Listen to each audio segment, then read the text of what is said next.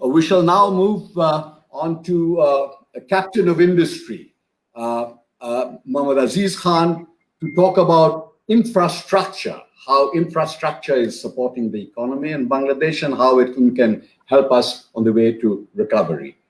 Aziz, you have the floor. Thank you, Sahel Bhai. Thank you, Anayat. Thank you, Nahar. It's great, your persuasion for knowledge and providing knowledge to everybody, even during this pandemic. I congratulate Cosmos Foundation, as well as my friend Anayat and everybody that you have done this. I'm also truly honored to be sitting with the panelists of such distinguished nature. Thank you very much. But let me start with a positive side of it. I have been walking around and hearing all of you, that you require darkness to see the stars. There is a saying like that you require darkness to see the stars.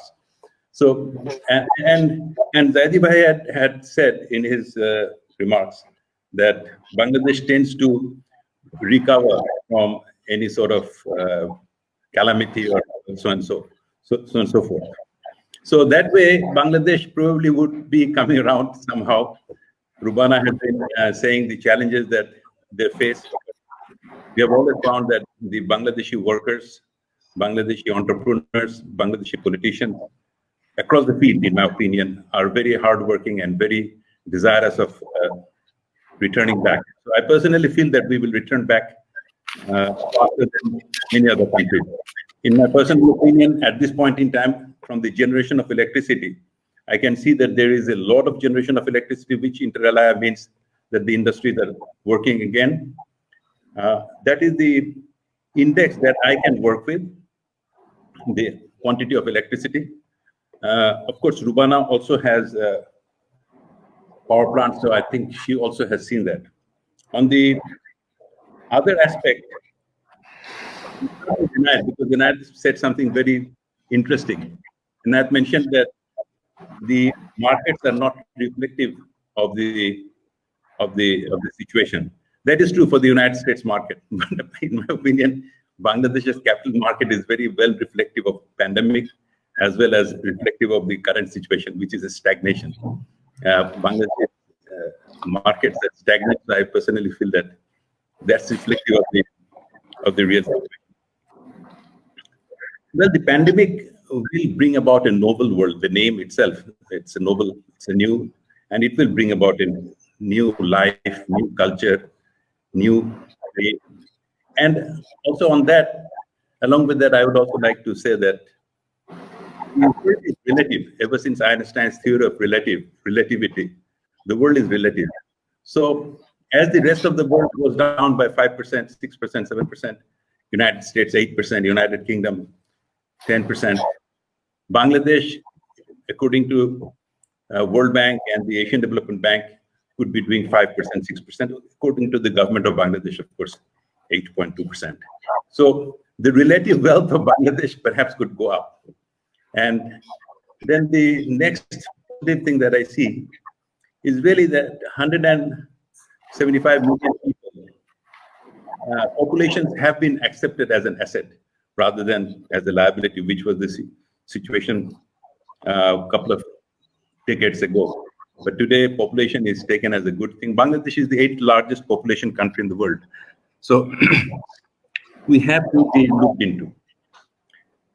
I also feel that accolades should be given to the government of Bangladesh, who has been working very hard since 2008 in improving infrastructure. Bangladesh now generates electricity and which reaches almost like 90% of the households, which is a great thing. I mean, from 3,000 megawatts to 20,000 megawatts.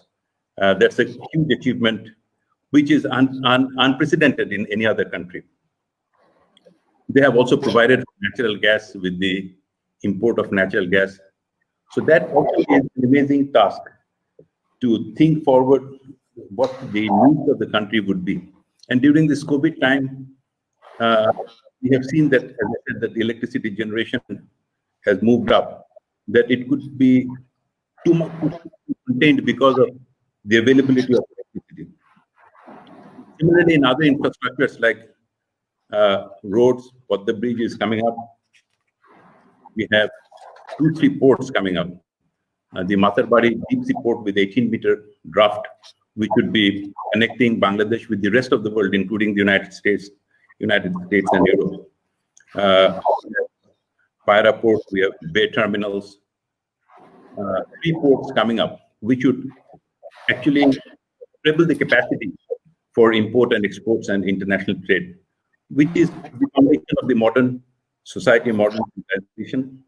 I fully agree that import and export is what enables countries to become wealthy. We see that also in sub-Saharan Africa, where countries are not connected with ports, cannot do good. So therefore, that has been also taken care of. We see the metro rail in Dhaka. We see the undersea tunnel in Chittagong connecting Anwara with Potenge. So we see Podda Bridge. So the focus has been on infrastructure so well that it is difficult for me to say that it will not continue to be so. But in reality, post-COVID, I also think that there are huge opportunities that will come up. The huge opportunities will come up because there is a demand shock, as all of you have mentioned, and the supply shock. The demand shock would encourage the whole world to supply to Bangladesh. The demand shock would also, along with that, the China-United States relationship, which will become sour, would encourage them to support countries like Bangladesh more enthusiastically than they did before. Interest rates have come down to 0. Infrastructure is a capital play, long tenor capital play. So therefore, I also feel that these low-cost funds with long tenor availability would help Bangladesh's infrastructure. Along with that, Bangladesh would also be able to now negotiate in from a much more stronger position. The trends are such that the suppliers do not have places to supply, just like we do not have garments to supply. Similarly, we are in difficulty in the other exporters of machineries and capital goods are also suffering lack of market. So we can negotiate better terms with them. In my personal opinion, the government should look into their portfolio of infrastructure, currently existing infrastructures under construction, that how those contracts can be improved, keeping in view the pandemic as a force majeure situation. There is also that possibility of, for the new contracts that ought to come, there is possibility to take a different approach rather than the previous ones where we had depended on many other things. The financial space and the monetary space of the country is quite good at, again, as Adibhai had mentioned, that we can devalue the currency with $35 billion in the reserves. Imports have come down. Energy prices have become half, if not, it was 1/3, but today it is half the before. So our largest import is energy, and those import would also, to support the current account, would also support the current account in the sense that it would cost half of the $4 billion that it used to cost, perhaps $2 billion. So in this context, I find that we have opportunity. The biggest opportunity that comes up is really in the health, and as Rashida Appa had mentioned, on education. The whole world is now more and more dependent on internet, like we are discussing today over the internet. So the platform of digital Bangladesh, or we have, of course, laid 70,000 kilometers of fiber optics in the last 12 years. Bangladesh has laid down 70,000, out of which Summit has done, fortunately, 40,000. So we are in a position where we can upgrade it to 3G, 4G, and even 5G. And at this point in time, when there is a global, discord on the 5G, whomever Bangladesh goes to would probably find a better deal. And if they can move this whole platform of communication, of Internet of Things, of artificial intelligence, and already more than 95% of the people have access to telephony. That is another huge thing that has happened in infrastructure. So with this telephony available, if it can be extended to 3G and 4G, 5G, then we will find that access to medicine, access to medical health. One of the poorer parts of Bangladesh has been really in health. We have the least number of doctors per capita. We have the least number of hospital beds per capita. So therefore, government could also be looking at this social infrastructure, convert all the Upazila health complexes into hospitals. At this time, if the government of Bangladesh goes, as Adiba had said, they have ability to take debts are cheaper. They can convert all these Upazila Shastha complexes into hospitals. That would be a huge upside for the government of Bangladesh to say that we have also provided social infrastructure like health, which until now has been not so well taken care of. Similarly, if we can overlay education on that, then we can move up. As Rashida had mentioned, the computer education on internet, on the computers, is the future. China is coming up so fast because their people are educated. Today, we may not rely so much on conventional education, but education through the internet, through the mobile telephony, through the computers, whatever. These abilities are beacons in this darkness. Like I said, you can see the stars only in darkness. So if we can see them and look at them and try to follow those, if the government of Bangladesh and the people of Bangladesh support such following, then I personally feel that this COVID situation, I feel certainly sad for all the people whom we are losing, and for all that it matters, I have some of my relatives who have passed away. But this could also be, there could be a sunshine, but there could be a shine in the cloud somewhere behind this COVID, and we must pursue that. Thank you very much. Thank you, Aziz. It was a good conclusion. There you see an opportunity in this crisis, of some of us really do. I want to ask you a specific question, actually. This is with regard to infrastructure. And this is something that, the reason why I ask you is that it has been talked about here. Bangladesh is one of those very few countries where China and India are cooperating in the same sector, like in infrastructure. I talk of the Paira port, for instance, Paira project. I know it's a very difficult project, and you know, I mean, it's a very steep hill for us to climb. But nonetheless, in Paira, what we've done, I understand, is that we have divided up the projects between China and India. China has come under BRI, which India in theory rejects, but India comes under BCIM. So we have got India under BCIM and China under the rubric of BRI to cooperate in a single project. If we succeed in doing this, this will be touted as a great victory. But is this a sustainable paradigm? Is it workable? Thank you very much. It's an intriguing question, and I personally feel that if you are sought after by two persons or two countries, that's a better situation than being not sought after at all. So in all fairness, Bangladesh is in a better situation if they can handle India and China, the two largest countries in terms of population. By the way, Bangladesh is the 8th, as I mentioned earlier. So we have some potential to try to play both of them. I wouldn't say one against each other, but for cooperation, go to both of them and receive. But talking about Paira port itself, the Paira port, in my personal view, is ill-conceived. The place has got 7 meters, and you have to go 50 kilometers of dredging to go to make it a deep sea port. So it would remain a port like Mongla or at best Chittagong in its earlier days. It will not be a port like Matarbari. The deep sea port of Bangladesh will be Matarbari.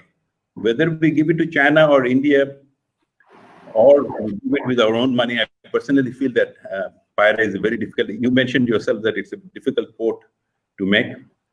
But taking on that question, I personally feel Bangladesh has now the opportunity of playing into really, if you must give the advice to Bangladesh that this is time for them to play with some heavyweights, you know, with the United States, China, India, and get the rightful place that we so much deserve.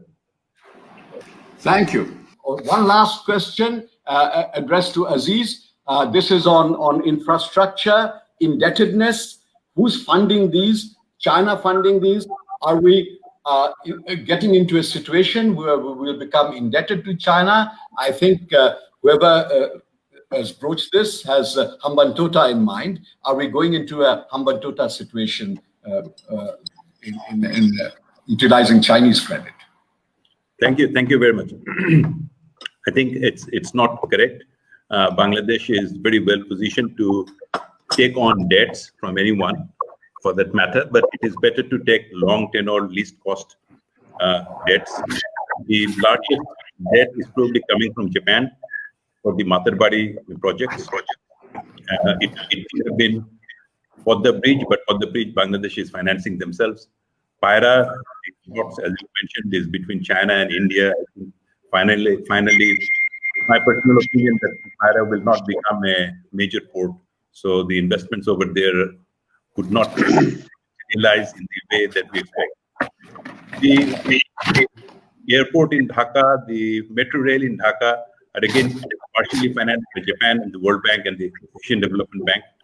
Bangladesh has not leaned towards China, who is accused of such things, rightly or wrongly, I suppose, because of the balancing act of the India-China situation. I do not foresee a situation where Bangladesh would be overly indebted. At this point in time, the per capita GDP to debt in Bangladesh is the best in this subcontinent. The numbers are not known to me. I'm sure that Adibhai would remember those numbers. And the country is well poised in terms of its monetary space, because it does not. It can print currencies, which I heard that it will be printing, but I haven't heard whether they have actually printed currencies or not. It could take debt, and debt is available. Long-term, low-cost debt is available for countries like Bangladesh today. I am not seeing an economic challenge in the foreseeable future.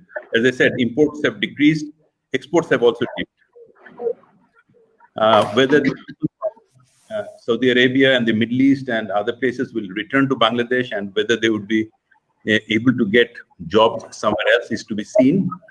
I personally feel that they won't be able to, because the world is to some extent becoming exclusive, each trying to employ their own people, as it is done by the United States. Somehow, whether we like a single president or not, somehow we follow the paths of the United States. In that sense, there could be a supply of manpower, and for that matter, we need the manpower and a trained manpower if we want to expand the industrial sector. If we want to provide better service, we require people who are actually trained in those matters. Thank you. Thank you.